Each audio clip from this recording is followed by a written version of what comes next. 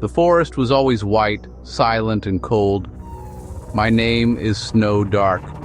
This was my home with my father, but the secrets we learned next weren't from the woods.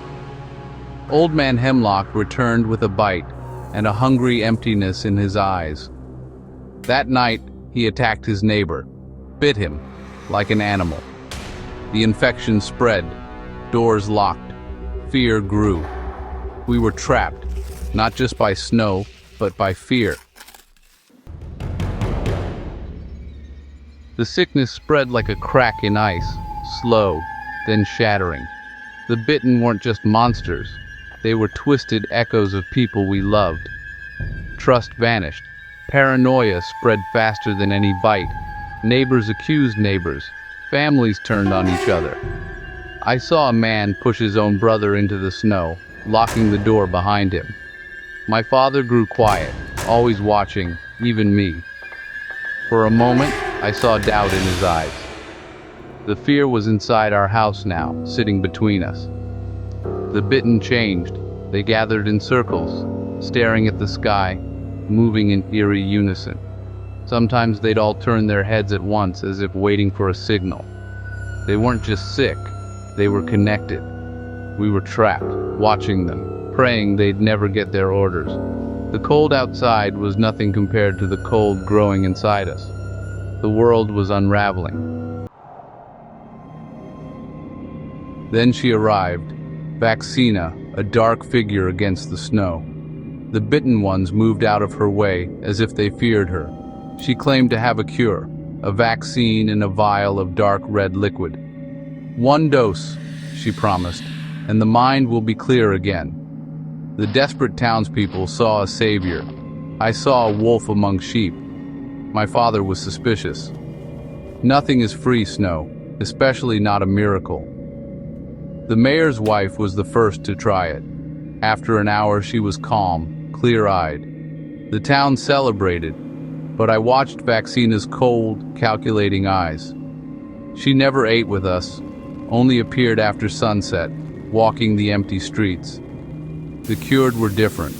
Quiet, obedient, their spirit gone. They followed Vaccina's every word. The madness was gone, but so was their will. The town called it a miracle. I called it something else.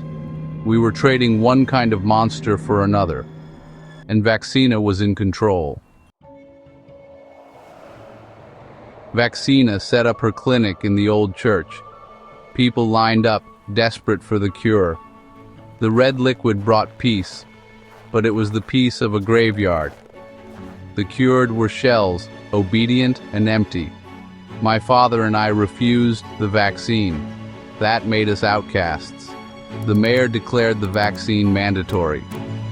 The cured became Vaccina's silent guards. At night they stood outside our house, watching, waiting. One night they came for us, calm, organized, unstoppable.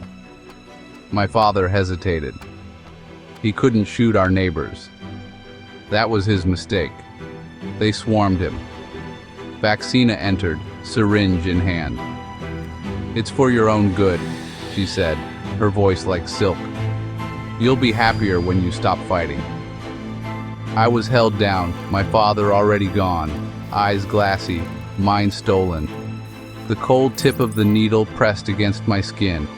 I closed my eyes, bracing for the sting that would steal my mind, but the sting never came. Something was different. Vaccina stared at my arm, shocked. The needle had bent, unable to pierce my skin. For the first time, she looked afraid. "What are you?" she whispered. The cured waited, blank and still, for an order she couldn't give. I looked at my arm, a faint old scar, a bite mark, a memory surfaced, lost in the woods, a pale man with kind eyes, bitten by a rabid wolf, sharing his blood to save me. He was a vampire. His bite was my vaccine. Vaccina hadn't brought a cure. She'd brought a plague to a place that already had a queen, and she was looking right at me. The town was silent, waiting. I was immune. The white woods outside were still, but inside, everything had changed. The real battle was just beginning, and I was ready.